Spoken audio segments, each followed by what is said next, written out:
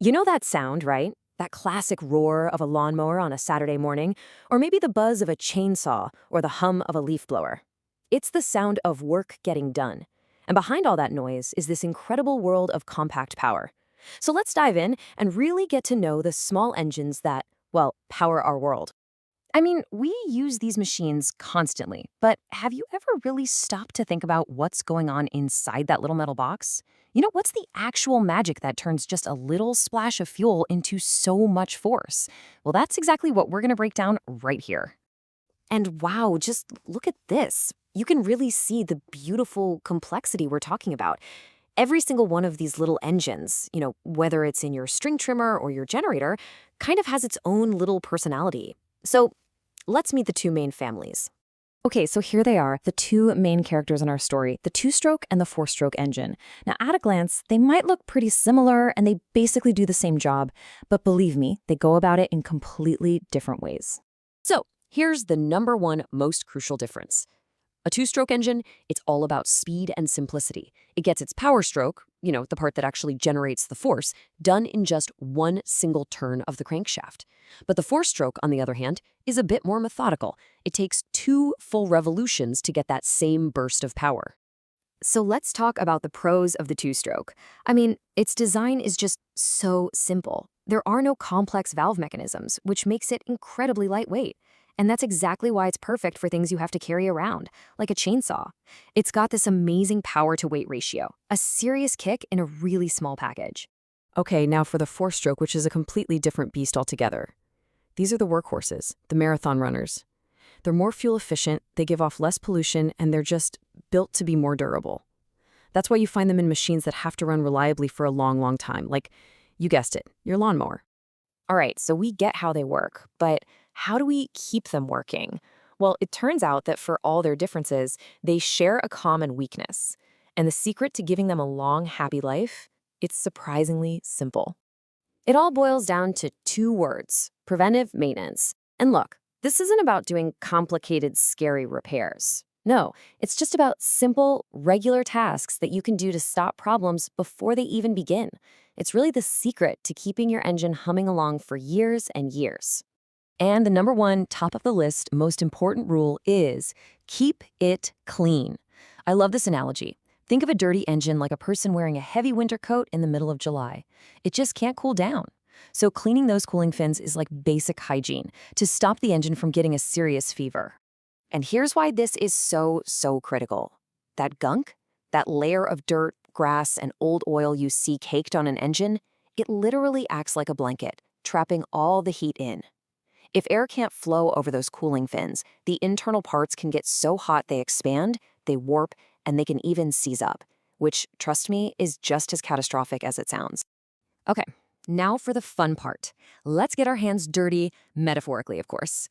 We're going to walk through 3 super simple, totally non-intimidating health checks that anyone, and I mean anyone, can do.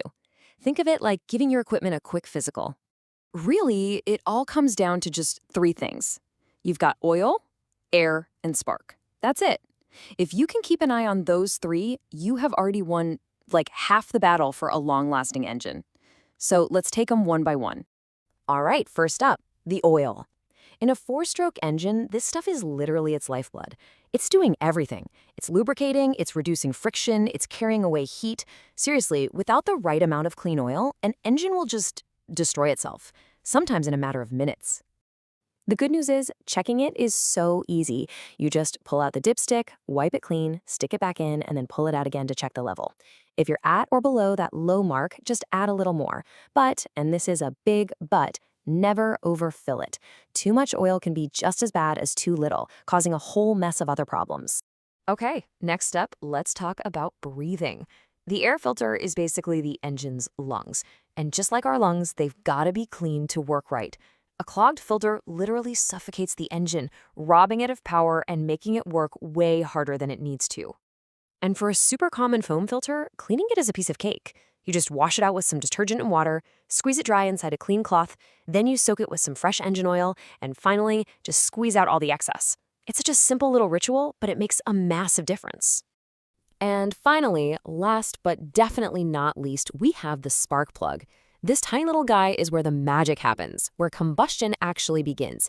And just a quick look at it can tell you a whole lot about the overall health of your engine. So, what are you looking for? You want to see an electrode that's dry and has this nice beige or grayish tan color. That's the visual sign of a healthy, happy engine. If it looks good, all you do is check the gap with a feeler gauge and pop it back in. Just be super careful not to over-tighten it. All right, so what happens when things actually go wrong? Well, once you know these basics, you can start to understand what your engine is trying to tell you. See, troubleshooting isn't some kind of dark art. It's really more like a conversation. And this right here is the golden rule. Check the easiest things first. Before you start taking apart the carburetor or blaming the ignition coil, just ask yourself, is the switch on? Is there actually gas in the tank? Is the spark plug wire even connected? You would be absolutely amazed how often the solution is just that simple. This is how the pros do it. Systematic troubleshooting isn't about random guesswork. It's a logical process of elimination, like being a detective. You just check one thing at a time, you rule out possibilities, and you keep going until you find the culprit. And pretty much any problem is going to come down to one of these 5 basic needs. It needs the right mix of fuel and air, a spark at the right time, enough oil, a way to stay cool, and proper compression. If even one of those is off, the engine just isn't going to run right. Now, sometimes the conversation needs a translator. If you've gone through all the basics and you're still stuck, a tool like a compression gauge can be like a doctor's stethoscope for your engine. It lets you listen to what's happening deep inside and check for more serious stuff, like worn piston rings or leaky valves.